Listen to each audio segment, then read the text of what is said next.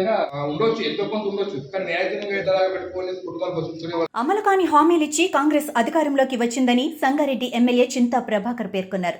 సంగారెడ్డి జిల్లా కేంద్రంలోని MLA camp కార్యాలయంలో నాయి బ్రాహ్మణ సేవా సంఘం నూతన సంవత్సర క్యాలెండర్ ఆవిష్కరణ మహోత్సవం నిర్వహించారు. ఈ కార్యక్రమానికి ముఖ్య అతిథులుగా ఎమ్మెల్యే చింతా ప్రభాకర్ హాజరై నూతన సంవత్సర క్యాలెండర్ను ఆవిష్కరించారు.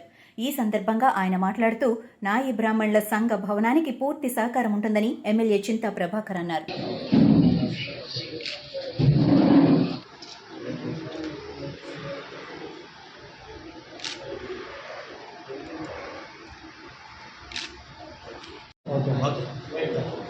సంక్రాంతి శుభాకాంక్షలు.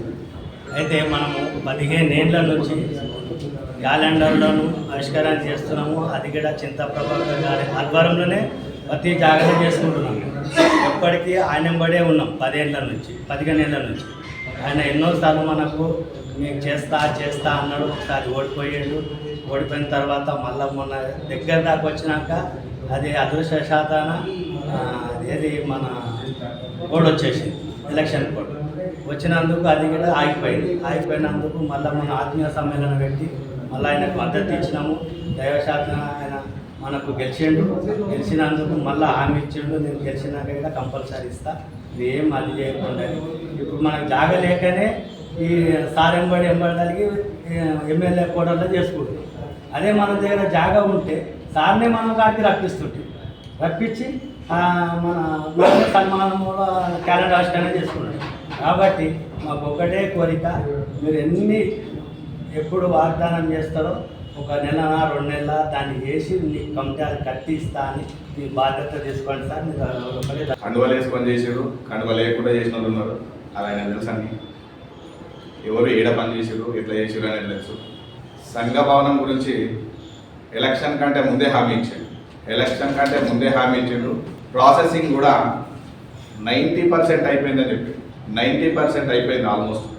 ప్రభుత్వం వస్తే ఆ 10% త్వరగా అయిపోతుండేనేమో. సరే ప్రభుత్వం రాలేదు కాబట్టి కొంచెం ఇయ్యాల రేపు 15 రోజులకు నెలకు కానీ బట్ మొత్తం మీద హామీ ఇచ్చిన ప్రకారం మాత్రం అది 100%. అంటే ఇంతకుముందు ఇచ్చిన హామీలు కూడా కొన్ని నెరవేరినాయి కాబట్టి అన్న ప్రత్యేక దృష్టి ఏర్పాటు చేసి అది కంప్లీట్గా చేస్తారని చెప్పి శ్రీశైలం చెప్పిండు. 2025 ఆడ ఓపెనింగ్ చేసుకోవాలని ఖచ్చితంగా. ఎట్లున్నారంటే నడుముండి అంటే ఉరికేటట్టున్నాడు అంత యూత్. అందుకనే వాళ్ళని దృష్టిలో పెట్టుకొని ఇక ముందు కూడా వాళ్ళని మీరు ఏ విధంగా వాడుకోవాలనుకున్నా, ఏ విధంగా అవసరానికి ఉపయోగించుకోవాలనుకున్నా యువత ముందుండి నడిపిస్తారని చెప్పి మీ తరఫున మీరు ఏ విధంగా అయినా సరే ఎక్కడ పిలుపు వచ్చినా మా యువజన శ్రీశైలం ఉన్నాడు, శరణ్ ఉన్నాడు, వీళ్ళ ఆధ్వర్యంలో నడుస్తున్నది. వాళ్ళు ప్రతిదానికి ముందుండి పోరాటంలో కానీ పనిలో కానీ ఇంకా పోయేటోళ్ళు కాదు కాబట్టి సరే వాళ్ళ తరఫున నా తరఫున కృతజ్ఞతలు అన్నగారికి. మొట్టమొదట మీరందరూ కూడా మీరే అభ్యర్థులుగా ప్రతి ఒక్కరు కంకణబద్ధులై విరోచితంగా పోరాడి మీరే గెలిచింది. ఈరోజు నాకోసరం ఇంత కష్టపడ్డ మీ అందరికీ మొట్టమొదట శిరస్సు వంచి నమస్కారం తెలియజేస్తున్నాను. నేను ఇచ్చిన మాట ప్రకారం ఈ భవనానికి సంబంధించి కట్టుబడి ఉండి చేస్తా అనే విషయం మరోసారి చెప్తున్నాను. అదే కాకుండా గతంలో కూడా మల్కాపూర్లో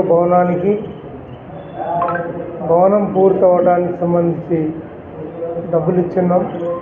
ఇంకా తక్కువ పడితే కూడా అది కూడా పూర్తి ఇస్తాం. పోతే ప్రభుత్వం ఈరోజు మారడానికి గల కారణాలు మీ అందరికీ తెలుసు. అలవి కాని హామీలు ఇచ్చి ఈరోజు అధికారంలోకి వచ్చిండ్రు. 6 గ్యారంటీలు అయితేనేమి, ఇంకా ఇతరతర హామీలు అయితేనేమి, అవన్నీ కూడా నెరవేర్చాలని ప్రజలందరూ ఆశతో ఎదురు చూస్తున్నారు. బీఆర్ఎస్ ప్రభుత్వం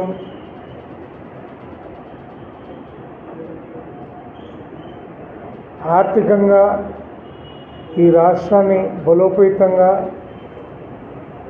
చేయటానికి మరి అట్లాంటి పునాదులేసి పురోగతి చెందాలి, ఈ రాష్ట్రం అందరు బాగుండాలని ఆకాంక్షించి మరి ముఖ్యమంత్రి గారు ఏం చేశారనే విషయం అందరికీ తెలుసు. సంక్షేమం అయితేనేమి, అభివృద్ధి అయితేనేమి, ఇవన్నిటితో పాటు అందరూ కూడా పురోగమించాలి. మరి గొప్పగా అందించినటువంటి బీఆర్ఎస్ ప్రభుత్వానికంటే ఈరోజు ఎక్కువ మేము చేస్తామన్న హామీలన్నీ కూడా ఖచ్చితంగా చేయాలి. ఇందాకనే సోదరుడు అన్నాడు, గృహలక్ష్మి కింద చాలామందికి మీరు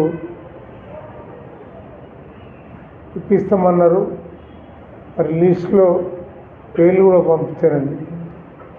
ఖచ్చితంగా గృహలక్ష్మి క్యాన్సిల్ చేయొద్దని చెప్పి అవసరమైతే మనందరం పోరాటం చేయాల్సినటువంటి అవసరం.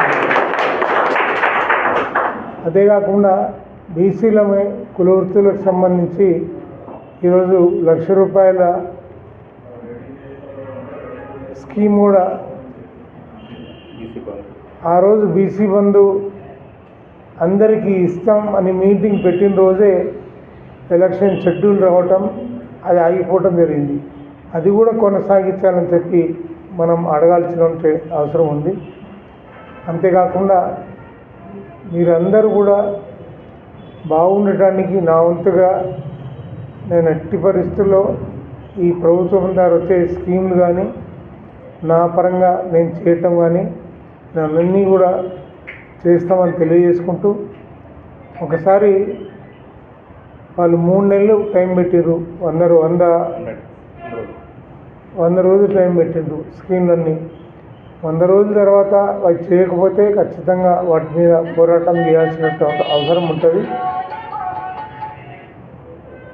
మనం ఈరోజు ఆర్డీఓ దగ్గరికి కూడా ఈ వారం 10 రోజుల్లో ఒకసారి వెళ్ళి అదొకటి ప్లేస్ ఒకటి చూపించమని చెప్పడితే భవన నిర్మాణానికి సంబంధించి మార్చి తర్వాత కొత్త ఎస్సిడిపి నిధులు వస్తాయి, ఆ దాంట్లో పెట్టుకునే అవకాశం ఉంటుందని తెలియజేసుకుంటూ, ఈరోజు వాస్తవానికి క్యాలెండర్ ఆవిష్కరణ ఈ సంవత్సరం అందరికీ ఆయురారోగ్యాలతో పాటు ఈరోజు మనందరి వృత్తిపరంగా కానీ వ్యాపార పరంగా కానీ ఏ రకంగా కలిసి రావాలని చెప్పి మనసా వాచ మరి ఈరోజు అందరినీ కోరుకుంటూ, భగవంతుడు మీకు అందరికీ కూడా ఆయురారోగ్యాలు ఇవ్వాలని చెప్పి ఆశిస్తూ సెలవు తీసుకుంటున్నాను.